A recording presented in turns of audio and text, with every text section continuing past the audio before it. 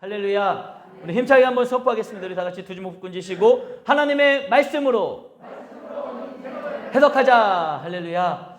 오늘도 하나님의 말씀으로 인생을 해석해 나아갈 수 있는 은혜의 자리가 되길 주님의 이름으로 축복합니다. 여러분 교회 어떠세요? 뭐 바뀐 게 느껴지시나요? 깨끗하고 좋죠. 여기 앞에 저보다 더 뚱뚱했던 스피커 양쪽에 있었던 거 기억나시나요? 얘네들 없어지니까 너무 좋죠. 이렇게 작게 예쁘게 스피커가 붙고 울리는 게 좀 많이 덜해졌나요? 안 울리죠. 잘. 그리고 이 울림을 막기 위해서 옆에 커튼을 쫙 쳤는데 참 아늑하고 좋지 않습니까? 선풍기도 바뀌었어요. 하얗고 예쁜 선풍기가 시원하게 돌아가고 있습니다. 자, 뒤로 돌아보세요. 위에 화면이 엄청 큰 게 있죠. 예.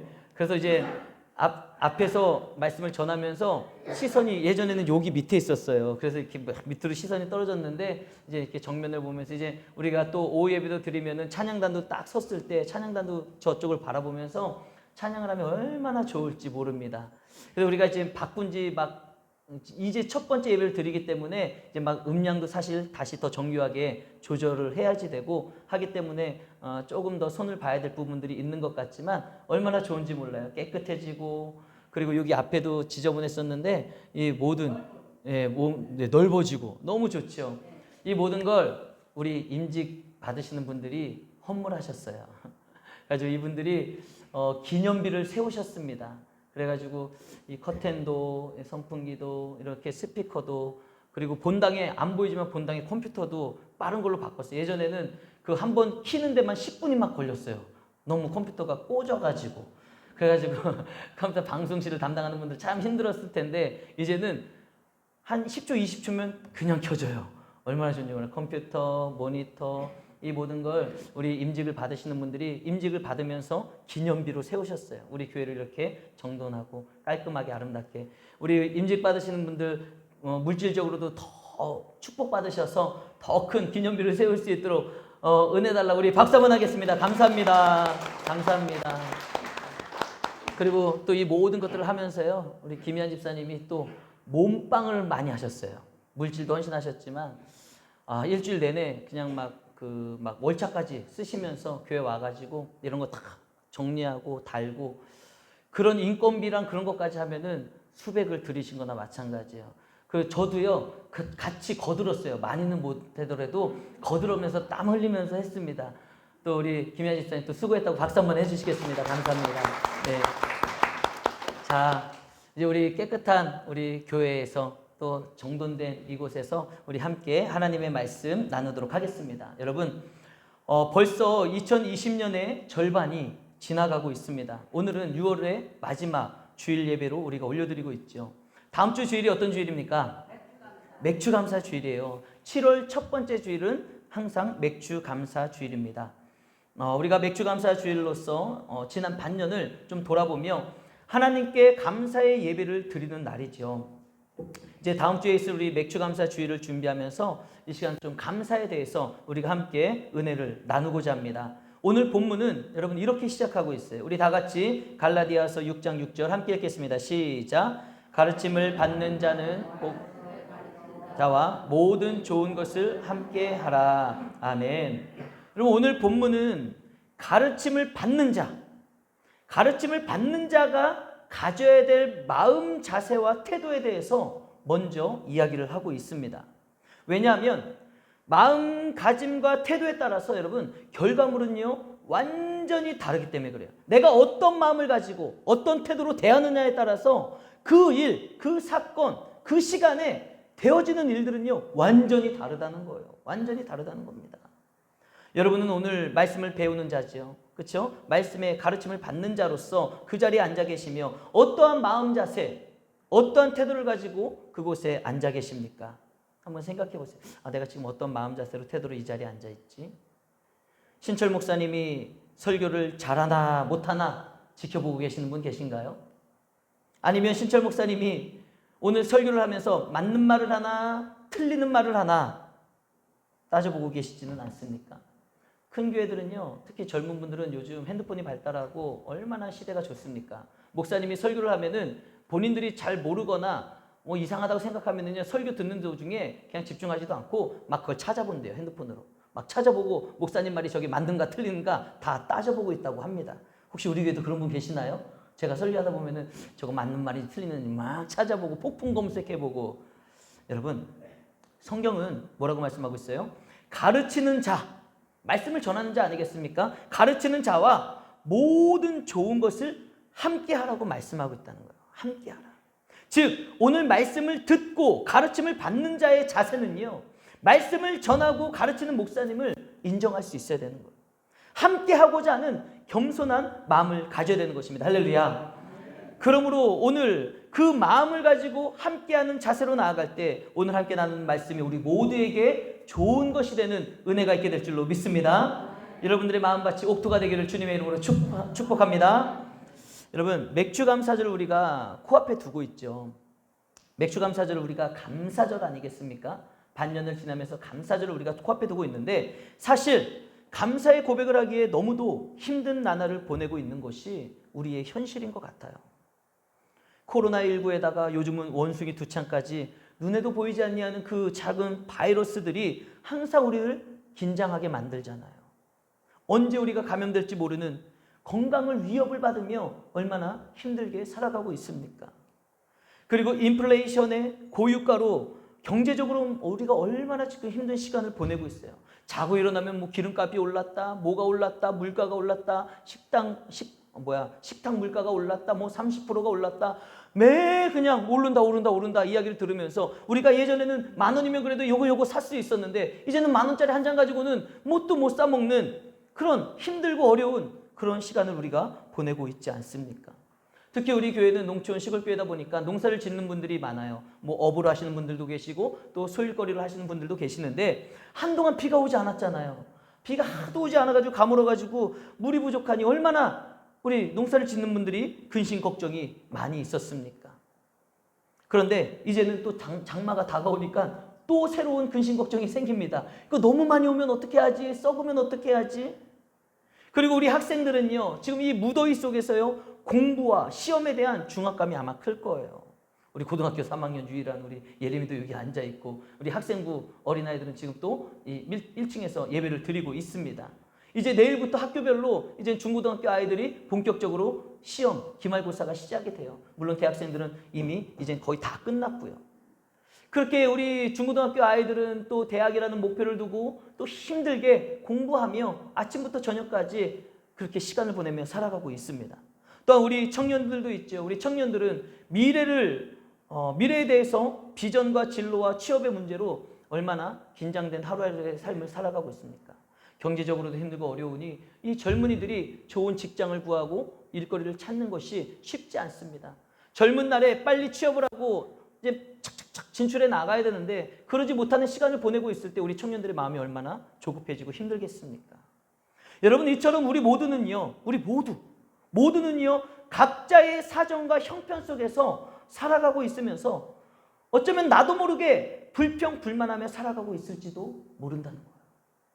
나에게 주어진 상황, 환경, 일어나는 일들, 나도 모르게 그 상황 가운데서 불평하며 불만을 가지고 살아가고 있을지도 모르는 거죠. 그러나 여러분, 이럴 때가 바로 우리의 믿음을 확인하고 우리의 믿음을 시험할 때라는 거예요. 평범할 때는 우리의 믿음 확인할 필요도 없습니다. 괜찮게 살아갈 때는 우리의 믿음을 확인할 필요도 없어요. 그러나 우리가 정말 힘들고 어려운 시간을 보내게 될 때 그때가 진짜 나의 믿음 상태가 어떠한지, 나의 신앙이 어떠한지 우리는 확인하고 점검하며 우리의 믿음을 시험할 때라는 거예요. 분명한 것은 우리가 정말 하나님의 은혜와 예수 그리스도의 십자가의 보혈로 구원받은 자라면 반드시 이 땅에서의 삶을 마치고 우리가 죽음 앞에 섰을 때 고백할 것이 뭐예요? 하나님 감사합니다. 이 고백을 하게 될 것입니다. 여러분 믿으십니까? 여러분 예수 그리스도의 십자가 보혈로 구원받으신 분 맞으십니까? 우리가 구원받아 하나님의 은혜 가운데 살아가다 하나님 앞에 나아가게 되는 시점이 되면 우리는 내가 살아온 모든 인생을 바라보며 뭘 고백할 수 있는 거예요? 하나님 감사합니다. 내 인생을 이렇게 인도해 주셨고 나를 구원해 주신 하나님 감사합니다. 여러분, 구원받은 자라면 분명히 모든 것이 감사하다는 것을 깨닫게 되게 돼 있습니다. 내가 십자가의 은혜로 구원받은 사람이라면 반드시 하나님의 은혜를 깨닫게 돼 있다는 거예요. 그래서 지난날의 일들이, 인생을 살아오면서 괴로운 일도 있었겠지요. 그 괴로웠던 일, 힘들었던 일도 내가 구원받은 자라면 이제는 다 하나님 안에서 감사할 수 있게 되는 것. 여러분, 이것이 바로 구원받은 자들의 인생의 결론이라는 것.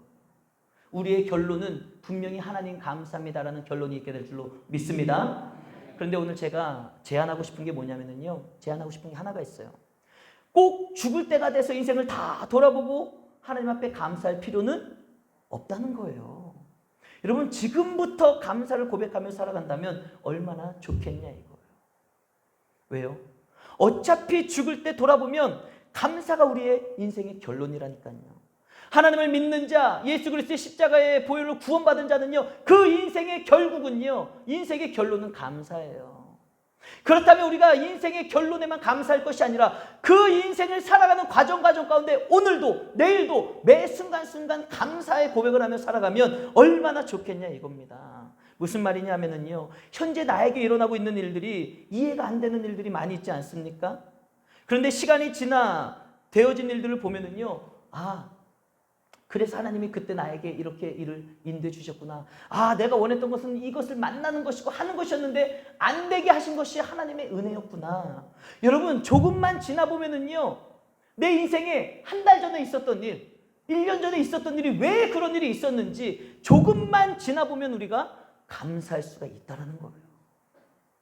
그렇기 때문에 우리가 그것을 다 지난 다음에 감사하는 것이 아니라 지금도 내 인생 가운데 하나님이 그 섭리 가운데 인도하고 계시다는 것을 우리가 믿고 깨달아진다면 고난 가운데서 우리는 감사할 수 있다는 것입니다. 그렇게 감사의 삶을 살아보자는 거예요. 그러니 하나님의 은혜 안에 믿음으로 살고 있다면 어차피 돌아보면 그 모든 것이 하나님의 은혜였음을 깨닫게 되고 감사의 고백을 할 수 있다는 것이죠. 그러므로 여러분, 지금 고난 가운데 있어도 여러분들이 하시는 일들이 잘 풀리지 않는다 할지라도 결국 선하고 아름답게 인도해 주실 하나님을 바라보며 믿음으로 감사의 고백을 살아갈 수 있는 우리 모두가 되길 주님의 이름으로 축복합니다. 우리 옆에 분들과 한번 힘차게 권면해 봅시다. 어차피 감사할 거 오늘부터 감사합시다. 어차피 감사할 거 오늘부터 감사합시다. 할렐루야, 할렐루야. 어차피 감사할 거 오늘부터 우리 한번 감사해 보자는 거예요. 자, 우리 다 같이 화면을 보시면서 읽어봅시다. 시작. 성경의 원리는 심는 대로 거두는 것입니다. 아멘. 성경의 원리는 뭐라고요? 심은 대로 거두는 것이 하나님의 원리예요. 성경의 원리입니다. 여러분, 곡식을 심어보셔서 다 아시죠? 곡식을 심을 때 보면은 굉장히 작은 것을 심습니다. 하지만 거두는 것은 굉장히 많아요. 하나를 심어도 얼마나 많은 것을 거두는지 모릅니다. 맞습니까? 씨앗이든 모종이든 우리가 심게 되면은요, 우리는 풍성한 수확을 하고 넉넉하게 먹을 수가 있게 되는 거예요. 여러분, 이 원리, 심으면 많은 것을 거두는 이 원리를 우리의 영적인 삶에 한번 적용을 해보도록 하겠습니다. 만약에 여러분, 이 원리에 적용을 시켜가지고 내가 죄를 심는다고 한번 생각해 보세요. 죄를. 여러분, 내가 죄를 심는다면 어떻게 되겠습니까? 생각만 해도 끔찍하지 않습니까? 작은 씨앗 하나만 심어도 이딴만큼 열매를 맺는데 내가 오늘 죄를 심고 내일도 죄를 심고 죄를 심는다고 한번 생각해 보십시오. 내가 심은 죄의 결과가, 열매가 어떻게 다가올지 끔찍하지 않냐 이거예요. 오늘 내가 겪고 있는 인생의 고통이 그동안 내가 살아오면서 심은 죄의 결과라고 한번 생각해 보십시오. 때로는 사기라는 죄의 씨를 심은 적도 있을 것이고요. 거짓말, 미워하는 마음, 시기심, 욕심, 질투, 정욕, 사람을 하대하고 함부로 대했던 행동 등등 이와 같은 씨앗을 나도 모르게 심고 살아왔을지도 모른다는 거예요. 여러분, 이와 같은 행위뿐만 아니라 우리는 말로도 우리는 엄청난 죄를 심으며 살아가고 있을지도 모릅니다. 우리 다 같이 민수기 14장 28절 말씀 함께 읽겠습니다. 시작. 그들에게 이르기를 여호와의 말씀에 내 삶을 두고 맹세하노라. 너희 말이 내 귀에 들린 대로 내가 너희에게 행하리라 했니. 아멘. 여러분, 우리의 말을 누가 듣고 계시다고요? 누가 듣고 계시다고요? 하나님이 듣고 계시는 거예요. 하나님, 여호와 하나님께서.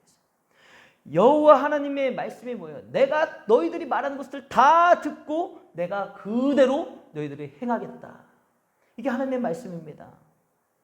여러분, 우리는 그래서 잊으면 안 돼요. 내가 말하는 것, 내가 오늘도 말하는 것, 그 모든 말하는 것을 하나님께서 지금도 들으시고 그대로 행해 주신다는 사실을 우리는 잊어서는 안 됩니다.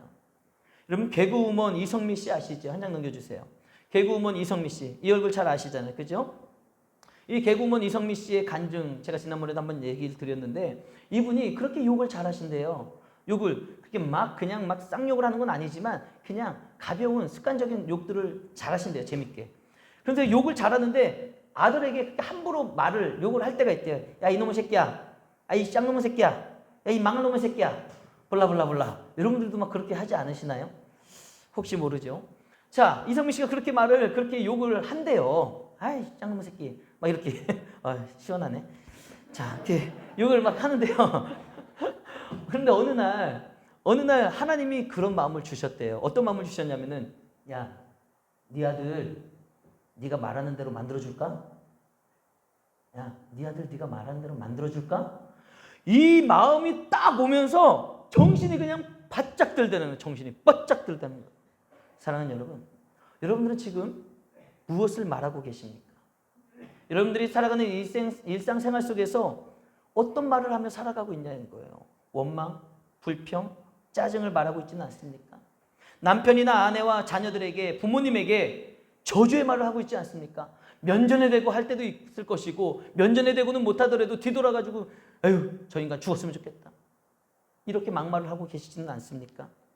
때로는 본인 자신에 대해서도 우리의 생명, 우리의 인생, 여러분 얼마나 소중한 것입니까? 하나님이 여러분들에게 주신 소중한 생명, 인생 아니겠습니까? 그런데 조금 일이 풀리지 않는다고, 어렵다고, 힘들다고, 되지 않는다고, 마음대로 안 된다고, 아유, 이놈의 인생 죽어버렸으면 좋겠다, 그렇게 여러분들의 인생을 저주하며 말하고 계시지는 않습니까?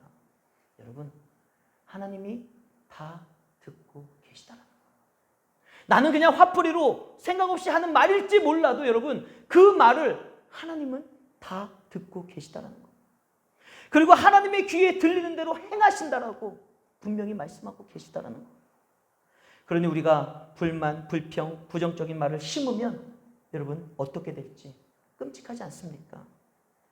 우리의 말은 너무나도 소중하고 중요한 것입니다. 우리의 삶에 불만족스러운 것이 많고, 여러분 모순되는 일들이 많잖아요. 인생을 살아가다 보면 정말 모순되는 일, 앞뒤가 맞지 않는 일들이 많아요. 도대체 이해가 되지 않는 일들이 얼마나 내 인생 가운데 많이 펼쳐지는지 모른다는 거예요. 가정에서도 그렇고요, 사회에 나가서 사회생활하면 더더욱 그렇고요, 심지어는 믿는 자들이 모이는 교회 안에서도 모순적인 일, 나를 힘들게 하는 일, 불만족스러운 일들이 너무 많다는 거예요. 내가 인생을 살아가면서 만족스럽기보다는 불평할 거리들이 인생에는 사실 더 많다는 것 아니겠습니까?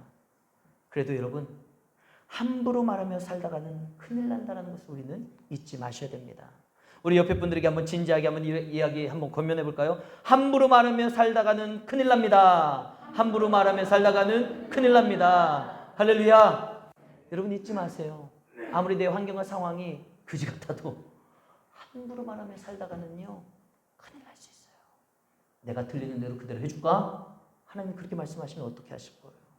사랑하는 성도 여러분, 기억하십시오. 지금도 우리는 지금도요, 계속해서 심는 삶을 살고 있는 거예요. 오늘도 여러분들의 행동을 통해 여러분들의 인생에 심는 것이 있는 것이고요, 여러분들이 말하는 것을 통해, 마음가짐을 통해 여러분 심는 것을 우리는 오늘도 하고 있다는 거예요. 우리는 말과 행동이 심겨지고 있는 것입니다. 그러므로 여러분, 나중에 내가 거두게 될 것이 무엇인지를 생각하며 우리는 심는 삶을 살아야 되는 거예요. 지금 내가 말하는 이 말, 지금 하는 이 행동, 내가 가지고 있는 이 마음가짐이 지금 무엇을 심고 있는지를 우리는 깨달아야 되는 거예요. 적용을 위한 묵상의 질문을 드립니다. 우리 다 같이 한번 읽어보겠습니다. 시작. 지난 반년 살아오면서 내가 심은 말과 행동은 무엇인가? 여러분 생각해 보세요. 지난 반년 동안 우리가 다음 주 주일 맥주 감사 주일을 앞두고 우리가 감사에 대해서 생각을 하고 있는데, 지난 반년을 돌아봤을 때 여러분들은 지난 반년 동안 힘들고 어려운 시간을 보냈을 수도 있겠죠. 어떤 분들은 괜찮은 시간을 보냈을 수도 있습니다. 괜찮든 힘들든 어렵든 여러분들이 어떠한 것을 심으며 살아오셨냐 이거예요. 지난 반년 동안 여러분들의 말과 행동은 무엇을 심으셨냐 이겁니다. 우리가 먼저 돌아봐야 돼요. 점검해 봐야 됩니다. 그런데 사실 여러분, 오늘 제가 여러분들과 함께 나누고자 하는 이 설교 말씀의 핵심은 지난날 심어왔던 나의 말과 행동을 돌아보며 반성하자, 이게 아니에요. 물론 이 작업은 필요합니다. 먼저 선행은 돼야 돼요. 그러나 오늘 여러분들에게 전하고 싶은 설교 말씀의 핵심은 뭐냐? 심는 대로 거둔다는 이 영적 원리를 우리가 다시금 깨닫고 그동안 내가 무엇을 심고 살아왔는지를 돌아보며 이제는 제대로 심는 인생을 살자는 것입니다. 할렐루야. 지난날에 여러분, 과거에 얽매이는 자가 되지 말자는 거예요.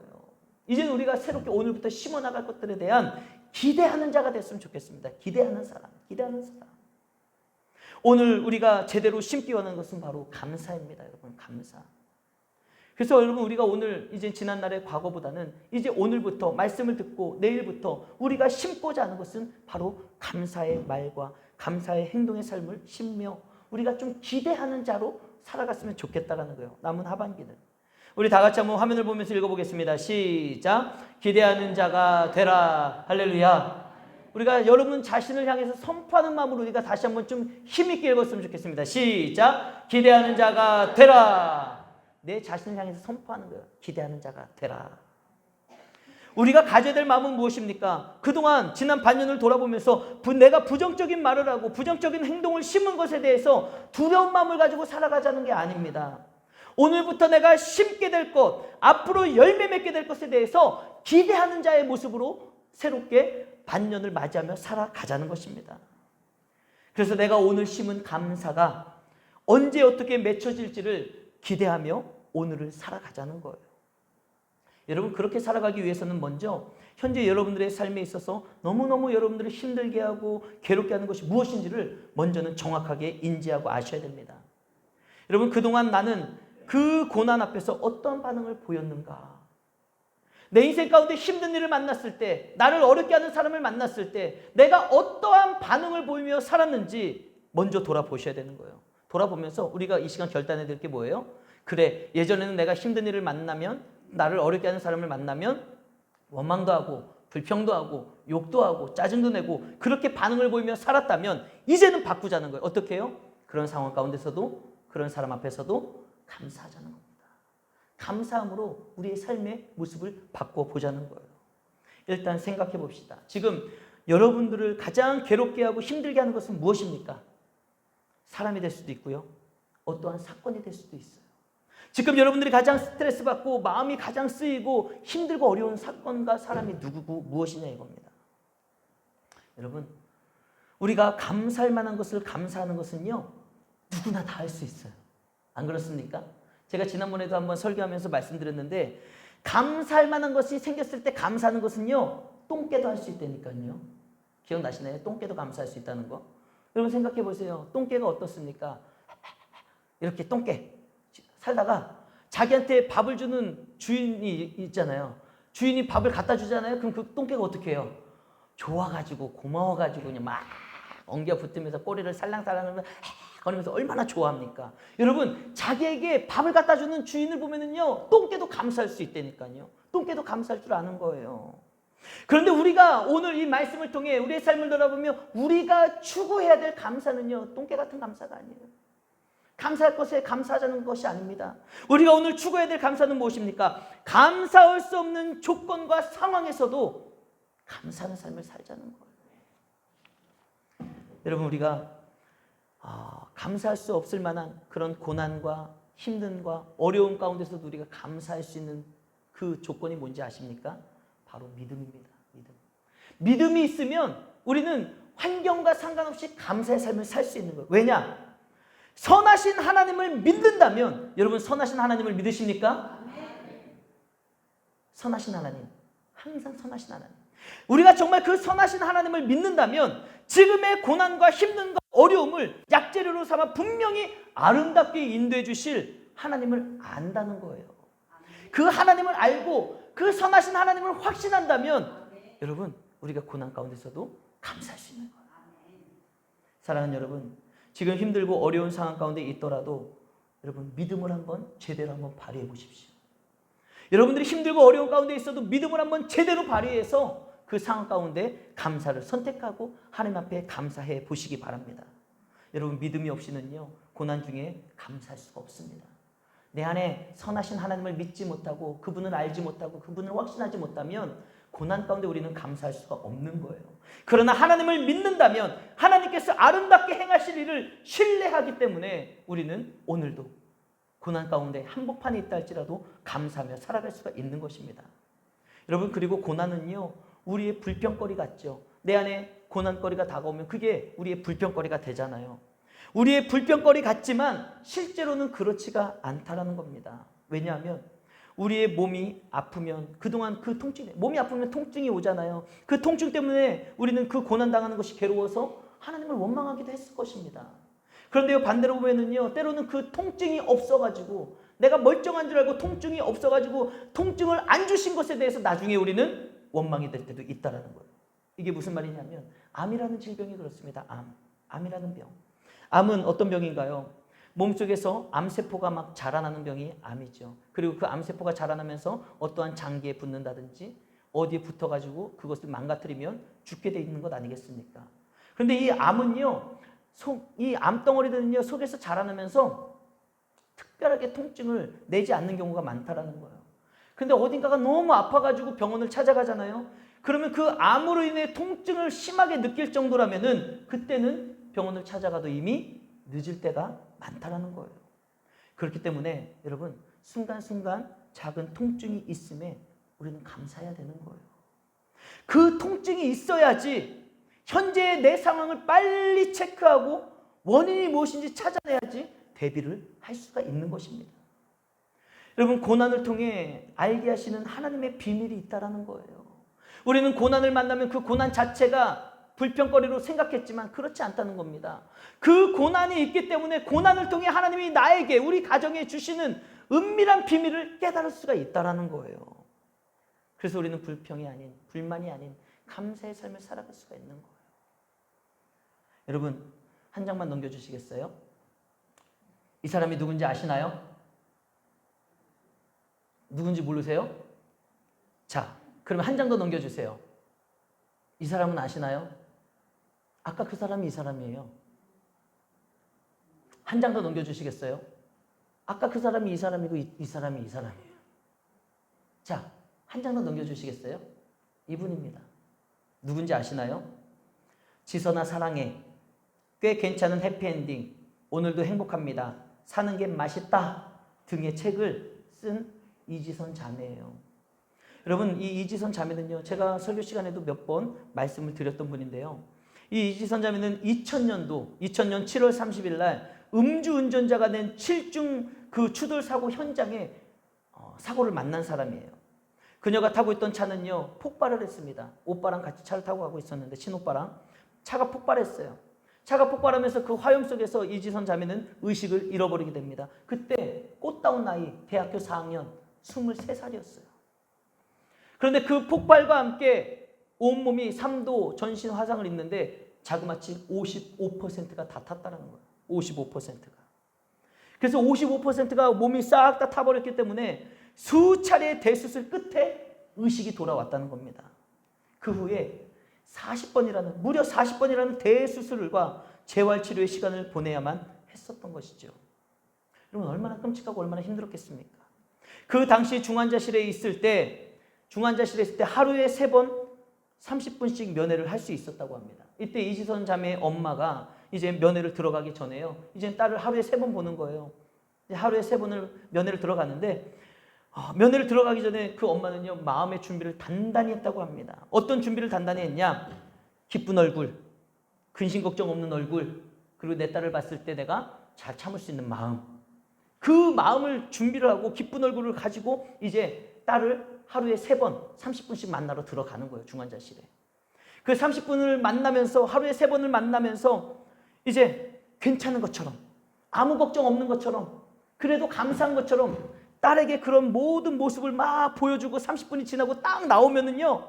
온몸에 힘이 쫙 풀리면서 그냥 그 병원의 복도에 주저앉아 버리고 말았다는 거예요. 왜 그랬겠습니까? 사실 마음이 괜찮지 않은데 괜찮은 척 하려니, 감사한 척 하려니 얼마나 그 마음이 힘들고 괴롭고 아팠겠냐 이거예요. 그럼에도 불구하고 왜 그렇게 했냐? 딸이 내 얼굴과 표정과 분위기를 보고선 자신의 상태를 확인하는 것을 알고 있었기 때문에 그렇다는 거예요. 그래서 만약에 엄마의 얼굴이 희망이 없다면, 엄마의 얼굴이 지쳐있다면 이지선 자매도 그 딸도 희망을 잃을 수 있는 그런 상황이었다는 것입니다. 그래서 매일 3번 중환자실에 딸을 보러 들어갈 때마다 너무 힘들고 괴로웠지만 아닌 척, 괜찮은 척하며 딸을 볼 수밖에 없었다는 거예요. 그런데 중환자실에 있을 때는 하루에 3번만 그렇게 들어가면 됐는데 이제는 많이 호전이 돼서 일반 병실을 오고 나니 어떻게 되겠어요? 이제 하루에 3번이 아니라 일반 병실에서는 엄마가 계속해서 간병을 하면서 그냥 하루 종일 계속해서 딸을 대면하면서 이제는 계속해서 감사한 얼굴, 감사한 표정, 괜찮은 모습, 그런 모습으로 딸을 대해야 했다는 것입니다. 그러니 여러분 얼마나 힘들겠습니까? 이제 지치는 거예요, 마음이. 아무리 그냥 딸에게 희망을 주기 위해서 내가 척한다 할지라도 여러분 그 척하는 것이 얼마나 괴롭고 힘들겠냐 이거예요. 그래서 너무 이제 도저히 못하겠어서 하나님 앞에 기도를 한 거예요. 그때 하나님이 어떤 지혜를 주셨냐면은, 그래, 내가 억지로 쇼를 하는 것은 한계가 있지만 하나님이 주시는 지혜가 진짜로 감사를 찾아라. 감사를 찾아라. 그 마음을 주셨다라는 거예요. 그래서 이제 감사를 정말 찾기 시작한 거예요. 그 절망적인 상황 가운데서도 감사를 찾기 시작했습니다. 그래서 제일 먼저 찾은 감사가 뭐냐면은 발은 화상을 입지 않았기 때문에 발을 씻을 수 있음에 감사합니다. 온몸이 55% 화상을 입었지만 발은 다치지 않고 화상을 입지 않아서 내 사랑하는 딸의 발을 씻겨줄 수 있어서 감사하다는 거예요. 그렇게 이겨내는 겁니다. 그리고 그 다음 날에는 양손이 다 화상을 입었는데 왼쪽 엄지손가락은 화상을 입지 않게 해주셔서 감사합니다. 저도 책을 보면서 이게 사실 처음에는 이해가 안 됐어요. 왜 엄지손가락 하나 화상 입지 않은 게 뭐가 그렇게 감사한 일이지? 근데 제가 또 이 설교를 준비하면서 어저께 세바시에 출연한 이지선 자매의 영상을 봤습니다. 영상을 보니까 이해가 되더라고요. 왜 이 엄지손가락 하나 화상 입지 않은 게 감사한지 아세요? 제가 보니까 오른쪽 엄지손가락도 괜찮은 것 같은데 나머지 8개, 9개의 손가락이요, 화상 입어가지고 이걸 다 잘라낸 거예요. 다 절단을 했습니다. 화상을 입어서 이 손가락 마디를 다 절단을 해서 손가락이요, 이렇게 생겼어요. 이렇게 생겼어요. 그런데 엄지손가락은 화상을 입지 않아서 잘라내지 않은 겁니다. 그러니까 이게 감사하다는 거예요. 그 상황 가운데서 여러분 그 감사를 찾아내며 그 시간을 이겨내는 것입니다. 그리고 그 다음 날에는요, 눈을 다치지 않게 해주셔서 감사합니다. 온몸이 그렇게 다 탔어도 눈은 다치지 않아서 그 눈으로 세상을 바라볼 수 있게 해주셔서 감사합니다. 여러분 그렇게 감사의 고백을 하며 감사를 찾아내며 그 힘들고 절망적인 상황 가운데 감사함으로 이겨냈다라는 거예요. 그렇게 그 어려운 치료 과정을 넘어서 지금 이지선 자매가 얼마나 귀하게 쓰임받고 있는지 아십니까? 그 괴롭고 힘들고 말도 안 되는 환경과 상황이었지만 여러분 생각해 보세요. 그 상황 가운데 그 이지선 자매가 절망한다고, 실망한다고 누가 감히 그러지 말라고 얘기할 수 있겠습니까? 그 힘든 상황 가운데 절망하고 지쳐있을 때 이해할 수 있는, 보통 그러지 않겠습니까? 누가 감히 인생을 포기한들 뭐라고 할 수 있겠냐 이거예요. 그런데 이지선 자매는 그런 절망적인 상황 가운데서도 원망과 불평과 포기하는 것이 아니라 그 반대로 오히려 하나님 앞에 감사를 심었더니 오늘날 그 감사가, 그 절망 가운데 심었던 그 감사가 여러분 얼마나 오늘날 주렁주렁 감사의 아름다운 열매를 맺고 있는지 모른다는 거예요. 2000년도에 그렇게 사고가 났었던 사람이 불과 4년 만에 2004년도에는요 유학길에 오르게 됩니다. 유학을 가는 거예요. 유학을 가서 미국 보스턴 대학교와 콜롬비아 대학교에서 각자 재활상담과 사회복지학을 석사학위 공부를 마치게 됩니다. 그리고 2016년도에는요 어떻게 하면 장애인을 향한 우리 사회의 시선을 바꿀 수 있는지에 대한 논문을 쓰게 됩니다. 그 논문을 어디에서 쓰냐면요, 미국의 UCLA라는 학교가 있어요. 대학교가 있습니다. 그 미국의 UCLA 대학교는요 우리나라 서울대학교보다도요 훨씬 더 좋은 학교예요. 그 UCLA 대학교에서 박사학위를 받게 되고요, 지금은요 한동대학교, 먼저 사역하시는 우리 김현성 목사님 딸들 다니던 학교 기억나시죠? 현정이랑 찬식이가 다니던 학교, 거기가 한동대학교인데요, 지금 그 한동대학교의 교수로 재임하면서 일을 하고 있다는 거예요. 현재 얼마나 그렇게 활발하게 활동을 하며 수많은 사람들에게 소망을 전하고 복음을 전함으로 말미암아 얼마나 보람된 삶을 살아가고 있는지 모른다는 거예요. 여러분 생각해 보세요. 그 당시 23살의 꽃다운 나이 대학교 4학년 여학생이 온몸에 전신 화상을 입고 그때 절망했다면, 그때 인생을 포기했다면 우리가 저 사람을 알겠냐 이거예요. 몰라요. 그럼 저 사람의 인생은 어떻게 되겠습니까? 그때 포기했다면 아무것도 아니지 않겠습니까? 그러나 그 절망 가운데 하나님 앞에 감사를 심기 시작한 거예요. 감사의 고백을 하기 시작한 거예요. 그 감사의 고백이, 감사의 씨앗이 얼마나 그의 인생을 바꿔버렸습니까? 대단한 학교에서 공부를 하고 한동대학교에서 교수가 되며 지금은 수혜받은 사람들, 연약한 사람들을 도와주며 얼마나 멋지게 하나님의 영광을 올려드리며 살아가고 있냐 이겁니다. 여러분, 이것이 바로 감사의 씨앗을 심는 사람의 놀랍게 베풀어 주시는 하나님의 은혜요, 하나님의 능력인 줄 믿으시길 바랍니다. 여러분, 이게 바로 감사예요. 감사. 여러분, 우리 다 같이 사도행전 16장 25절 말씀 읽어보겠습니다. 시작. 한밤중에 바울과 실라가 기도하고 하나님을 찬송하며 죄수들이 듣더라. 아멘. 여러분, 바울과 실라가 지금 빌립보 감옥에 갇혀 있는 거예요. 여러분, 그 당시에 그 빌립보 감옥에 바울과 실라가 왜 갇혔겠습니까? 복음을 전하며 하나님의 영광된 삶을 살다가 갇힌 거예요. 그런데 여러분, 그 종교적인 일로 갇히게 되잖아요. 잡히게 되잖아요. 죽을 확률이 얼마나 높겠습니까? 예수님도 종교적인 일로 잡히고 결국은 십자가에 못 박혀 죽으신 것 아니겠습니까? 그 당시의 시대적 상황이 그랬어요.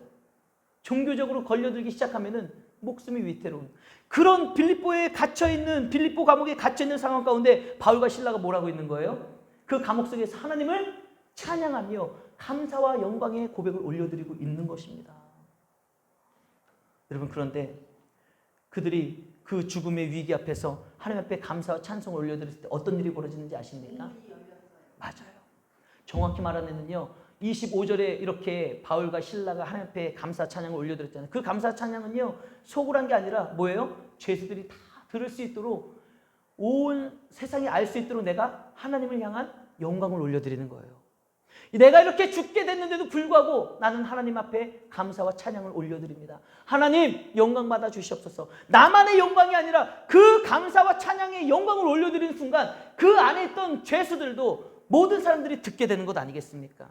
그렇게 하나님 앞에 감사의 고백을 하며 많은 사람들이 오늘날로 하면 간증을 할 수 있는 것이죠. 그렇게 감사의 고백을 할 때 26절에 가면 정확히 뭐라고 나와 있냐? 갑자기 지진이 일어나 옥문이 열렸다고 나와 있어요. 여러분, 뭘 뜻합니까? 죽을 수밖에 없는 상황에 놓였다 할지라도 하나님 앞에 감사하며 하나님을 찬양하며 하나님을 향한 믿음으로 살아갈 때 갑자기 일하시는 하나님의 은혜를 경험할 수가 있다는 거예요. 갑자기 지진이 나더니 옥문이 활짝 열리고 그 일을 통해서 그 간수와 간수의 가정이 다 구원을 받게 되고요. 바울과 실라는 더 이상 묶이는 자가 되지 아니하고 계속해서 하나님의 말씀, 예수 그리스도의 복음을 전하는 그런 귀하게 쓰임받는 인생을 살아갈 수가 있었다는 겁니다. 여러분, 그 모든 것이 무엇입니까? 바로 감사의 씨앗을 심은 결과라는 거예요. 이지선 자매도, 이지선 자매 엄마도, 바울과 실라도 하나님 앞에 극한 상황임에도 불구하고 감사의 씨앗을 심었기 때문에 그 감사의 씨앗이 그들의 삶 가운데 놀라운 은혜와 역사로 자라나게 됐다는 사실이죠. 사랑하는 성도 여러분, 여러분들을 향한 하나님의 계획 앞에서 감사하시기를 주님의 이름으로 축복합니다. 여러분들을 향한 하나님의 계획이 있으심을 믿으십시오. 분명 하나님께서 저와 여러분들을 창조하시고 오늘날까지 구원하시고 인도해 주시는 우리 인생은요, 그냥 내깔려진 인생이 아니라 반드시 하나님의 계획과 하심과 하나님의 섭리 가운데 살아가는 인생인 줄 믿으시길 바랍니다. 그런데 중요한 게 뭔지 아십니까? 우리가 그 계획이 어떠한 계획이든지, 하나님이 각 사람을 향한 계획 모르잖아요, 우리는. 그러나 우리는 믿을 수는 있어요. 신뢰할 수는 있어요. 하나님이 나를 인도해 주신다라는, 내 인생을 섭리하신다라는 이 믿음은 있을 수 있지 않습니까? 여러분, 그런데 그 하나님의 계획이요, 그 계획의 과정이요, 어떻게 이루어지는지, 어떠한 힘든 일을 만나게 될지, 어떠한 어려운 일을 만나게 될지 모른다는 거예요. 그 계획과 그 상황이 어떠한 일이 벌어지지 모른다 할지라도 여러분들이 믿는 하나님께서 주신 것이라면, 내가 믿는 하나님이 그 섭리 가운데 오늘의 이 고난도 주신 것을 믿는다면 우리는 그 모든 것이 은혜가 될 것이고요, 모든 것을 감사함으로 받을 수 있게 될 줄 믿습니다. 여러분, 좋을 때 감사할 수 있는 것은 누구도 할 수 있다고요? 똥개도 할 수 있다는 거. 여러분 잊지 마세요. 우리는 똥개와 같은 인생을 살면 안 돼요. 감사할 수 있는 조건이 주어질 때 감사는요, 진짜 누구나 다 할 수 있는 거예요. 그러나 힘들 때, 어려울 때, 절망스러운 순간에 감사할 수 있는 사람은요, 오직 믿음을 가지고 있는 사람만이 감사할 수 있는 거예요. 하나님의 선하심과 하나님의 인자하심과 나를 사랑하심을 믿기 때문에 지금 어려운 상황에 처해서도 반드시 내가 믿는 하나님께서 나의 인생을 선한 길로 인도하시고 아름다운 결말을 주실 것을 믿는 사람, 여러분 그 사람만이 고난 가운데서도 진정한 감사를 할 수 있는 것입니다. 그 감사가 하나님의 마음을 움직이게 되는 거예요. 그 감사의 삶이 여러분 하나님의 보좌를 움직이게 하는 것입니다. 바울과 실라가 그 극한 상황 가운데 감사하며 찬송하며 하나님 앞에 영광을 올려드렸을 때 하나님의 보좌가 움직여 갑자기 지진이 나고 옥문이 열리는 역사가 일어났던 것처럼 우리 인생 가운데 힘들고 어려운 일이 있다 할지라도 그 가운데 감사하면, 그 가운데 감사의 고백을 하고 하나님을 찬양하면 그 인생 가운데 하나님의 놀라운 역사심이 일어나게 될 줄로 믿습니다. 여러분 기억하십시오. 이 땅에 사는 사람에게 고난이 없다는 것은 말이 되지 않습니다. 이 땅에 살아가는 우리 모두는요, 다 고난을 경험하게 돼 있다라는 거예요. 중요한 것은 그 고난 앞에서 탄식하고 절망할 것인지, 아니면 그때 그 고난 앞에서 내가 감사하며 찬양할 것인지 우리가 결정하고 선택해야 될 우리의 몫이라는 것입니다. 우리가 결정하고 선택하는 것에 따라서 우리는 어떠한 열매를 맺고 살아가게 될지 모른다는 거예요. 여러분, 하나님께서 우리에게 1년의 반을 마치면서 맥주감사주의를 주신 것과 한 해를 마무리하면서 추수감사주의를 주신 것은 뭐예요? 환경과 상황에 관계없이 감사의 삶을 살아야 된다는 것을 우리들에게 가르쳐 주시는 겁니다. 실제로 성경에 보면, 구약 성경에 보면은요, 맥주감사절을 맞이할 때 이 맥주감사절은 보리와 밀을 추수하면서 첫 번째 것을 하나님 앞에 감사의 제물을 올려드리는 건데요. 이것은요, 가난한 자나 부한 자나 농사를 잘 지은 자나 그렇지 못한 자나 동일하게 하나님 앞에 올려드리는 제사고, 동일하게 하나님 앞에 감사의 제사를 드려야 된 게 맥주절이었다는 것입니다. 올해는 농사가 망쳤으니까 그냥 넘어가고, 아니에요. 하나님께서 구약에 이 맥주절을 주시면서 명확하게 말씀하신 것은 부자나 가난한 자나 농사가 잘 됐든 안 됐든 하나님 앞에 감사의 삶을 살라는 것, 감사제를 드려야 되는 것, 이것이 하나님께서 구약 성경에 주신 맥주감사절의 의미가 되는 것입니다. 여러분, 하나님께서 우리들에게 맥주감사, 추수감사, 이와 같은 절기를 주신 것은 우리에게 어떠한 상황 가운데서도 감사의 삶을 살아야 된다는 것을 가르쳐주고 계시다는 것을 잊지 마시길 바랍니다. 사랑하는 성도 여러분, 여러분들의 삶의 현장에서 감사를 심으시길 바랍니다. 다음 주일에 우리가 맥주감사 주일 예배를 드리게 되죠. 맥주감사 주일 예배를 드리면서 분명 여기 앉아 계신 모든 분들은 아마 맥주감사 헌금을 특별하지 않으신 분들은 다 드리시겠죠. 아마 드릴 거라고 저는 생각을 합니다. 우리 한국교회는 전통적으로 이렇게 절기 때 들어오는 헌금을 가지고 이제 교회에 그동안 못했던 일도 하고 여러 가지 사명을 감당했습니다. 여러분, 근데 우리는 다음 주에 올려드릴 그 맥주감사주일 그 헌금이요, 그 정도 개념으로 우리가 정해져서는 안 됩니다. 여러분들이 5만 원을 하든 10만 원을 하든 아니면 1,000원을 하든 여러분 그 액수보다 더 중요한 게 뭔지 아십니까? 우리가 감사의 예물을 올려드리며 맥주감사의 예물을 올려드릴 때 습관적으로 드리면 안 된다는 거예요. 체면치레로 드리면 안 된다는 겁니다.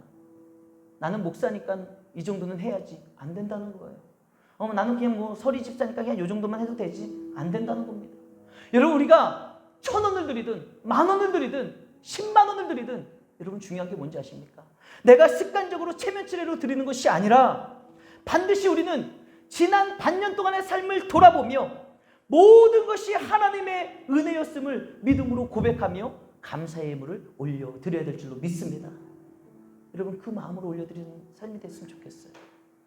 여러분, 우리가 다음 주에 맥주감사주일을 맞이하면서 여러분 예물을 올려드리기 전에 먼저 여러분들의 가정 안에서 식구들이 둘러앉아 지난 6개월 동안의 삶을 좀 돌아보십시오. 돌아보시면서 감사통, 축복통의 시간을 가지면서 지난 반년 동안에 있었던 삶을 가족들이 서로 고백하고, 바울과 실라가 모든 사람이 듣도록 찬양하며 감사의 고백을 했던 것처럼 이제 우리 식구들이 알 수 있도록 서로가 서로에게 지난날의 감사의 고백을 함께 나누고 하나님 앞에 귀한 예물을 준비해서 하나님 정말 감사합니다. 어떤 사람에게는 진짜 감사한 일이 많았기에 감사할 수도 있겠지만 어떤 사람에게는 바울과 실라처럼 이지선 자매처럼 감사할 수 없는 상황이 있다 할지라도 우리는 감사를 선택할 수 있는 거예요. 왜요? 나는 선하신 하나님을 믿기 때문에, 신실하신 하나님을 믿기 때문에. 지금의 고난이 하나의 과정이요, 이 과정을 통해 나를 단단하게 하시고 세우시고 더 큰 은혜로 내려주실 하나님을 믿기 때문에 우리는 그 믿음을 가지고 하나님 앞에 감사의 기도를 올려드리고 귀한 감사의 물을 드릴 수 있는 믿음의 성도가 되어야 될 줄로 믿습니다. 여러분, 우리가 그렇게 감사를 심으면요, 그 감사가 어떤 열매를 맺게 될지 우리는 몰라요.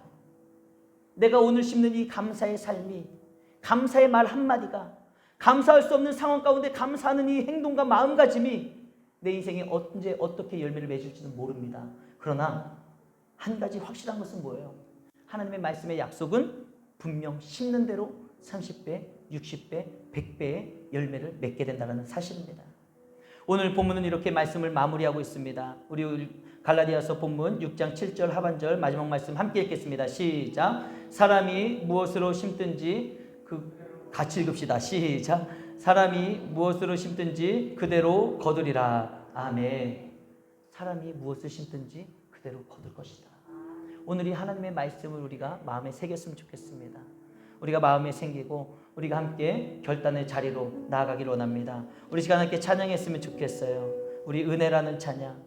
내가 누려왔던 모든 것이, 내가 지나왔던 모든 시간이, 내가 걸어왔던 모든 삶의 순간이 당연한 것이라고 여겼지만 그것이 모든 것이 하나님의 은혜였습니다. 우리가 함께 찬양으로 하나님의 은혜를 고백하며 감사의 고백으로 나아가기로 합니다. 함께 찬양합시다.